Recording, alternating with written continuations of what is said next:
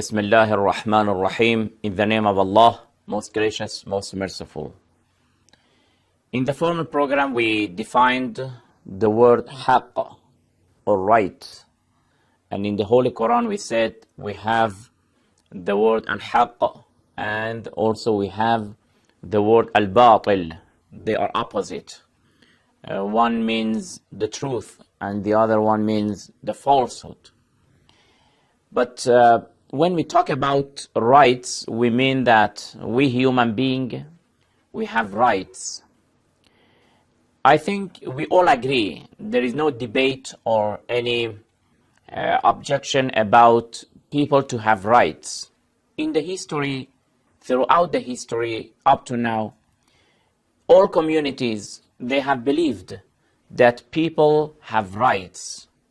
For example, the right to live, the right to life, the right to have a shelter, the right to wear clothes, the right to eat, the right to drink, etc., etc. All these rights, of course, I think there is no doubt about it, that people have these rights. But the main question is that where do these rights come from? This is a very important question, that who gives these rights to people? Where do they come from? Who is giving these rights to people?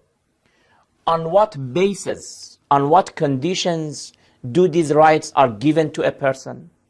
For example, we say a man in the family has these rights, 1, 2, 3, for example. Who has given him these rights? A woman has these rights. Who has given her these rights?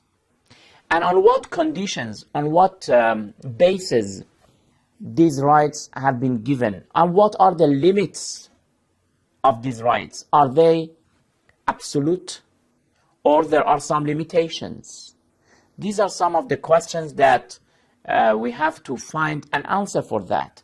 For example, when we are talking about the right to live, okay, everybody will agree that any individual, apart from of his race, language, religion, nationality, every individual person has a right to live. But is there any limits for that right, or that is absolute? In other words, if I have the right to live, am I free to live even if I take the life of another person? If there is, for example, a contradiction between my life and the life of another person, can I kill him or take his life for myself to continue to live? Or no, there are some limits. If I have right to eat and drink, is there any limits or not? I have to eat, we agree, but is there any limitation for the food that I am eating or not? For example, can I steal the food of my neighbor and eat because I have the right to eat? Can I steal the water from somebody and to drink it because I have the right to drink? Or there are some limitations, and there are some borders, and there are some frameworks for the rights. This is a very important question. But the main question is that what is the origin of these rights? Who has given us these rights? We have different, of course, schools in the philosophy of laws. In the philosophy of law, we have different schools, the school of positivism, the school of naturalism, and other schools. The thinkers and the scholars of these schools have given different answers to this question.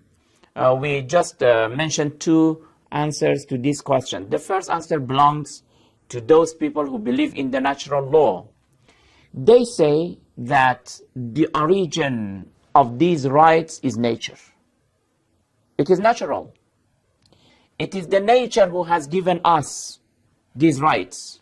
Naturally we must eat, naturally we must drink, naturally we must live, naturally we can marry. etc., etc. So therefore, the nature has given us these rights. This is one of the answers. But we want to evaluate this answer, whether it is correct or not. The most important question here is that, what is this nature? What do you mean by nature? Do you mean that there is something in the name of nature, and that nature has this authority and power and reason and intellect to give a person a specific rights? I think this is not very scientific. This is not very logical. What do you mean by nature? Do you mean the earth? Do you mean the atmosphere? Do you mean the world? These are not something that they can decide for the rights of the people. Therefore, here we want to emphasize that if we don't believe in the source of creation, if we don't believe in a creator, then we will not find a good answer for that question. To say just that the nature has given us these rights is not acceptable. But from the religious point of view, we don't even want to mention the religion of Islam, those who believe in creator. The answer is clear, because they say that it is the creator who has given us, who has granted us these rights. Because we believe that there is a wise creator, a powerful creator, a knowledgeable or all-knowing creator, and that creator has granted human being these rights.